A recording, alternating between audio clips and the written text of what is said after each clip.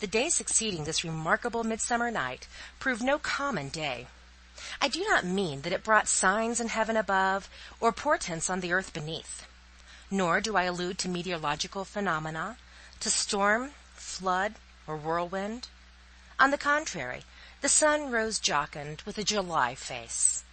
Morning decked her beauty with rubies, and so filled her lap with roses that they fell from her in showers, making her path blush. The hours woke fresh as nymphs, and emptying on the early hills their dew vials, they stepped out dismantled of vapor. Shadowless, azure, and glorious, they led the sun's steeds on a burning and unclouded course. In short, it was as fine a day as the finest summer could boast. But I doubt whether I was not the sole inhabitant of the Rue Fossette who cared or remembered to note this pleasant fact. Another thought busied all other heads, a thought, indeed, which had its share in my meditations. But this master consideration, not possessing for me so entire a novelty, so overwhelming a suddenness, especially so dense a mystery as it offered to the majority of my co-speculators thereon, left me somewhat more open than the rest to any collateral observation or impression. Still, while walking in the garden, feeling the sunshine, and marking the blooming and growing plants, I pondered the same subject the whole house discussed. What subject? Merely this. When matins came to be said, there was a place vacant in the first rank of boarders. When breakfast was served, there remained a coffee cup unclaimed. When the housemaid made the beds, she found in one a bolster laid lengthwise, clad in a cap and nightgown. And when Ginevra Fanshawe's music mistress came early, as usual, to give the morning lesson, that accomplished and promising young person, her pupil, failed utterly to be forthcoming. High and low was Miss Fanshawe sought, through length and breadth was the house ransacked. Vainly. Not a trace, not an indication, not so much as a scrap of a billet rewarded the search. The nymph was vanished, engulfed in the past night, like a shooting star swallowed up by darkness.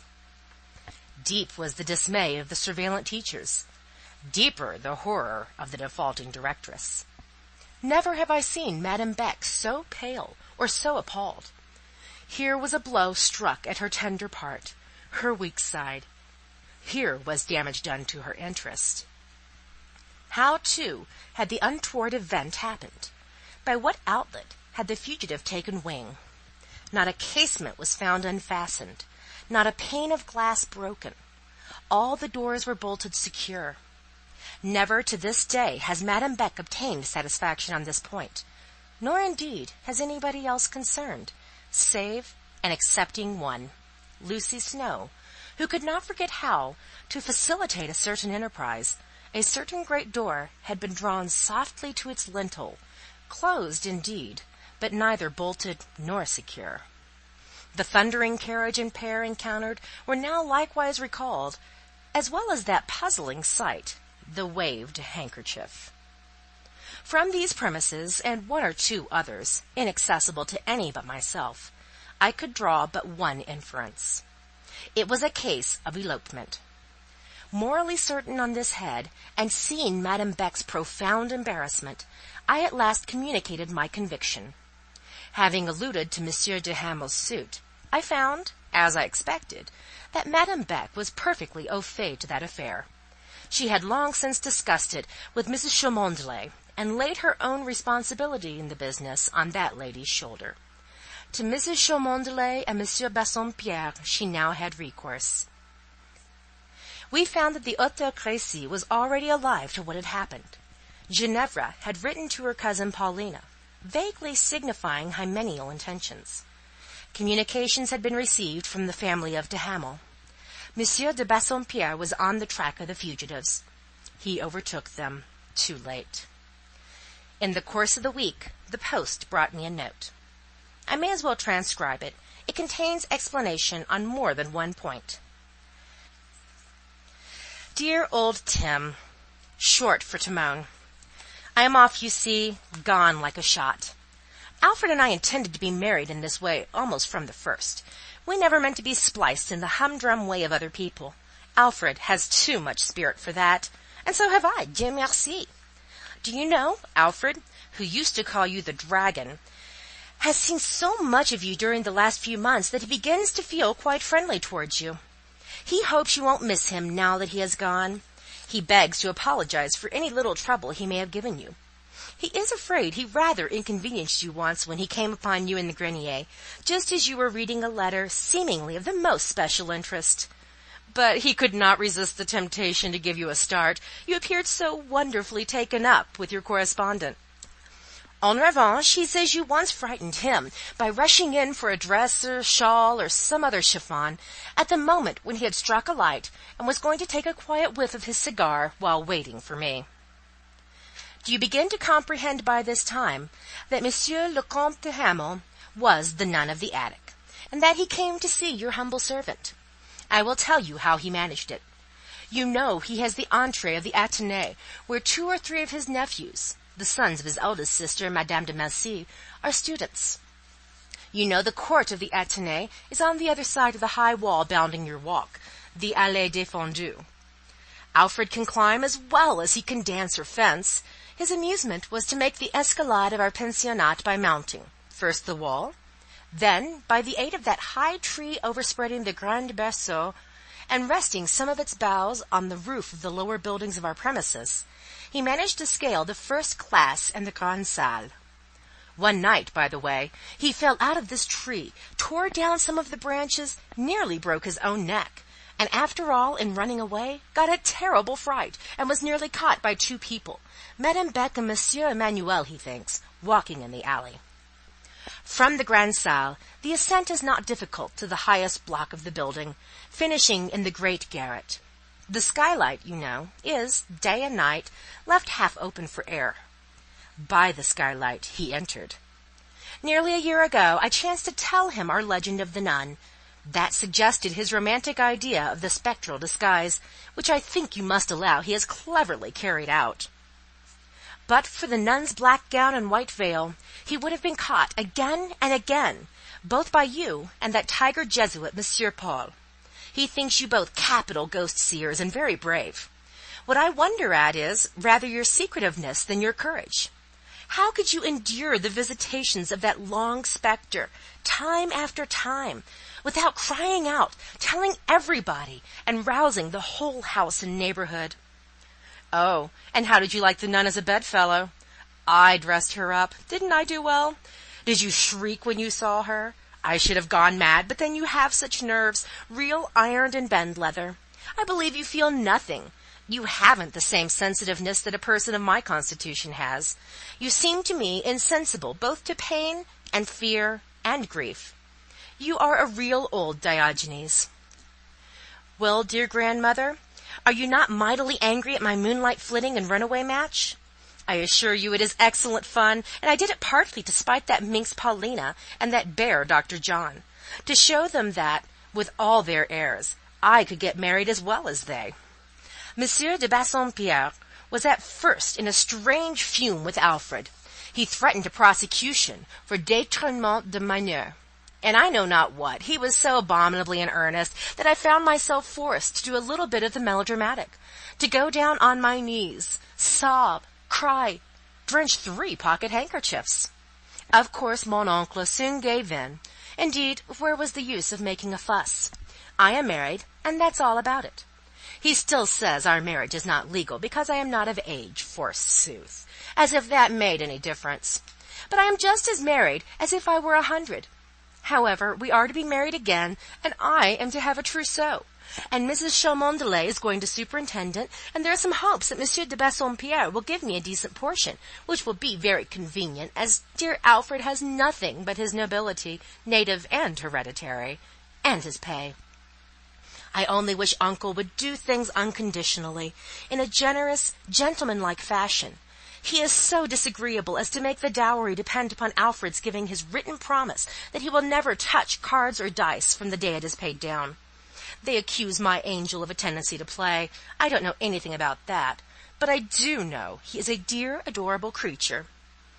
I cannot sufficiently extol the genius with which de Hamel managed our flight. How clever in him to select the night of the fête, when Madame, for he knows her habits, as he said, would infallibly be absent at the concert in the park. I suppose you must have gone with her. I watched you rise and leave the dormitory about 11 o'clock. How you returned alone, and on foot, I cannot conjecture. That surely was you we met in the narrow old Rue de Saint-Jean. Did you see me wave my handkerchief from the carriage window? Adieu! Rejoice in my good luck, congratulate me on my supreme happiness, and believe me, dear cynic and misanthrope, yours, in the best of health and spirits, Ginevra Laura de Hamel, née Fanshawe. P.S. Remember, I am a countess now. Papa, Mamma, and the girls at home will be delighted to hear that. My daughter the Countess, my sister the Countess. Bravo! Sounds better than Mrs. John Bretton, eh? In winding up Miss Fanshawe's memoirs, the reader will no doubt expect to hear that she came finally to bitter expiation of her youthful levities. Of course, a large share of suffering lies in reserve for her future. A few words will embody my farther knowledge respecting her. I saw her towards the close of her honeymoon. She called on Madame Beck and sent for me into the salon. She rushed into my arms laughing. She looked very blooming and beautiful, her curls were longer, her cheeks rosier than ever, her white bonnet and her Flanders veil, her orange flowers and her bride's dress, became her mightily.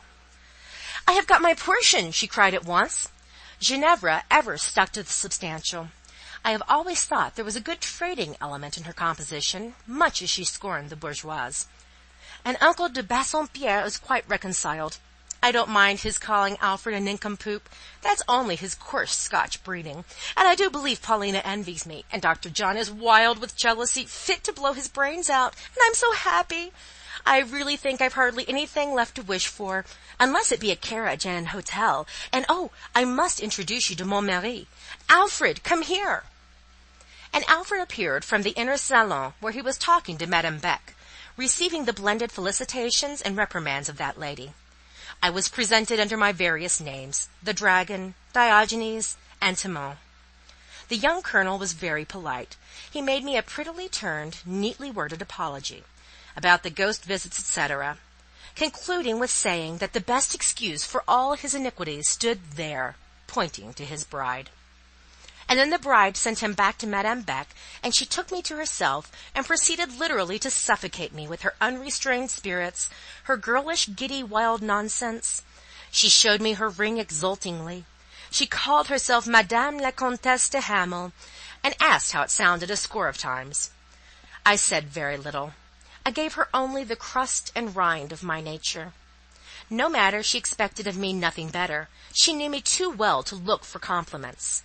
My dry gibes pleased her well enough, and the more impassable and prosaic my mien, the more merrily she laughed. Soon after his marriage, Monsieur de Hamel was persuaded to leave the army as the surest way of weaning him from certain unprofitable associates and habits. A post of attaché was procured for him, and he and his young wife went abroad. I thought she would forget me now, but she did not. For many years she kept up a capricious, fitful sort of correspondence. During the first year or two, it was only of herself and Alfred she wrote. Then Alfred faded in the background. Herself and a certain newcomer prevailed. One Alfred Fanshawe de Bassompierre de Hamel began to reign in his father's stead. There were great boastings about this personage, extravagant amplifications upon miracles of precocity, mixed with vehement objurgations against the phlegmatic incredulity with which I received them. I didn't know what it was to be a mother. Unfeeling thing that I was, the sensibilities of the maternal heart were Greek and Hebrew to me, and so on. In due course of nature, this young gentleman took his degrees in teething, measles, whooping cough. That was a terrible time for me. The mamma's letters became a perfect shout of affliction. Never woman was so put upon by calamity. Never human being stood in such need of sympathy. I was frightened at first, and wrote back pathetically. But I soon found out there was more cry than wool in the business, and relapsed into my natural cruel insensibility. As to the youthful sufferer, he weathered each storm like a hero. 5 times was that youth in articulo mortis, and 5 times did he miraculously revive. In the course of years there arose ominous murmurings against Alfred I. Monsieur de Bassompierre had to be appealed to. Debts had to be paid, some of them of that dismal and dingy order called debts of honor. Ignoble plaints and difficulties became frequent. Under every cloud, no matter what its nature, Ginevra, as of old, called out lustily for sympathy and aid. She had no notion of meeting any distress single-handed. In some shape, from some quarter or other, she was pretty sure to obtain her will, and so she got on, fighting the battle of life by proxy, and, on the whole, suffering as little as any human being I have ever known. This is the end of Chapter 40, The Happy Pair, read by Tora in Yellowstone National Park, October 2006.